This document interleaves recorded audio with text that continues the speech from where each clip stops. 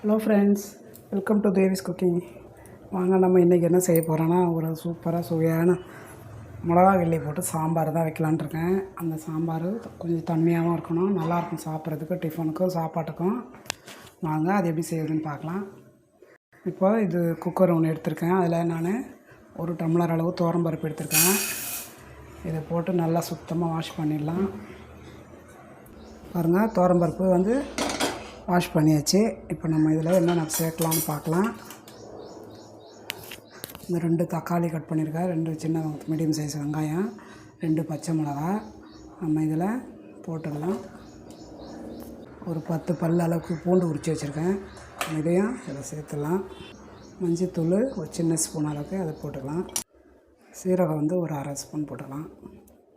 வெங்காயம் நம்ம இதிலேயே ஒரு அரை ஸ்பூன் அளவு போட்டுக்கலாம். இது சாப்பாட்டுக்கும் நல்லாயிருக்கும், டிஃபனுக்கும் நல்லாயிருக்கும். இந்த சாம்பார் குழந்தைங்க முதல்ல பெரியவங்க வரலாம் விரும்பி சாப்பிடக்கூடியது. இது சாம்பார் பொடி. இது நம்ம 2 ஸ்பூன் போட்டுக்கலாம். இதில் அப்படியே தண்ணி ஊற்றி இது முழுகிற அளவுக்கு நல்லா வேக வச்சிடலாம். ஒரு 4 விசில் விட்டுடலாம். இந்த அளவுக்கு தண்ணி போதும்.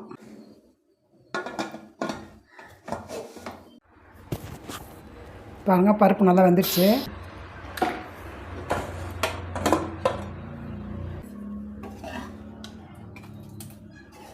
சாம்பார் பொடியெலாம் போடவே நல்லா கலர்ஃபுல்லாக அருமையாக வெந்துருச்சு. இப்போ நம்ம இது நல்லா வெந்துருச்சு, இருந்தாலும் லேசாக மத்து போட்டு சிலிப்பி கடைஞ்சிடலாம். இந்த அளவுக்கு உப்பு போட்டுக்கலாம்.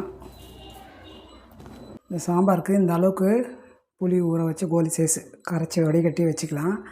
இந்த மிளகாய் போட்ட சாம்பாருக்கு இந்த அளவு தான் போடணும் புளி. இப்போ இது நம்ம மரத்துலேயே கடைஞ்சிடலாம்.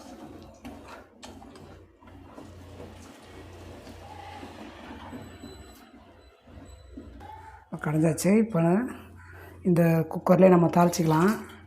இது ஒரு பாத்திரத்தில் பருப்பு மாற்றிட்டு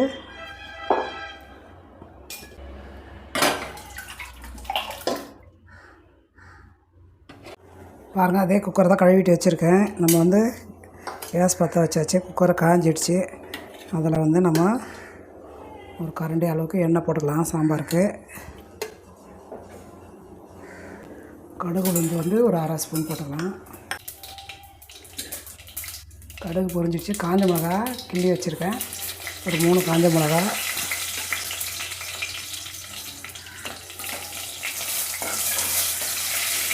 நம்ம இதில் சின்ன வெங்காயம் ஒரு 6 சின்ன வெங்காயமும் கருவேப்பிலையும் உருவி வச்சுருக்கேன், இதையே போட்டுருவோம்.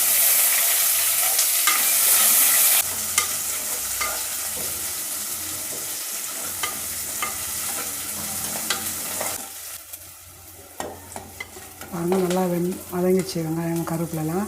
நம்ம அதில் பருப்பு எடுத்து ஊற்றிடலாம்.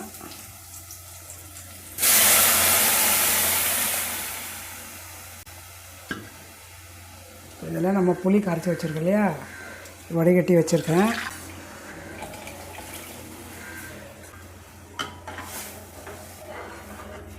இன்னும் கொஞ்சம் தண்ணி போடணும். அதில் தண்ணியாக இருந்தால் தான் இந்த சாம்பார் நல்லாயிருக்கும்.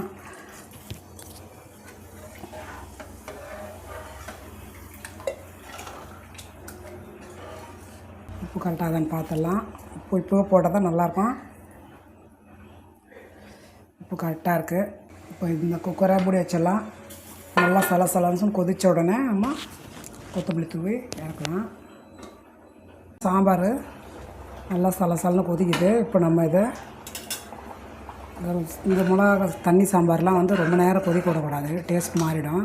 இந்த மாதிரி ஒரு கொதித்த உடனே புளி ஊற்றி இறக்கிடணும். கொத்தமல்லி தூவி நம்ம இதில் கொத்தமல்லி போட்டுக்கலாம். சூப்பராக ரெடி ஆகிடுச்சு. பாருங்கள், இந்த சாம்பார் ஃபுல்லாக வீடு ஃபுல்லாக மணக்குது வாசனை. இந்த சாம்பார் தான் குழந்தைங்களாம் இன்ட்ரெஸ்ட்டாக சாப்பிடுவாங்க. நீங்களும் உங்கள் வீட்டில் இந்த மாதிரி வச்சு கொடுங்க, கேஸ் ஆஃப் பண்ணிடலாம். உங்களுக்கு 1 டம்ளர் பருப்பு தான் வச்சோம் நம்ம. இது பாருங்கள் எவ்வளோ சாம்பார் வந்திருக்கு தண்ணியாக. சூப்பரான சாம்பார் ரெடி. பாருங்கள், அருமையாக இருக்குது. உங்கள் வீட்டில் நீங்களும் இந்த மாதிரி செஞ்சு பார்த்து குழந்தைங்களுக்கு கொடுங்க. இந்த வீடியோ உங்களுக்கு பிடிச்சிருந்தால் லைக் பண்ணுங்கள், சப்ஸ்கிரைப் பண்ணுங்கள், ஃப்ரெண்ட்ஸுக்கும் ஷேர் பண்ணுங்கள். நெக்ஸ்ட் வீடியோவில் சந்திப்போம்.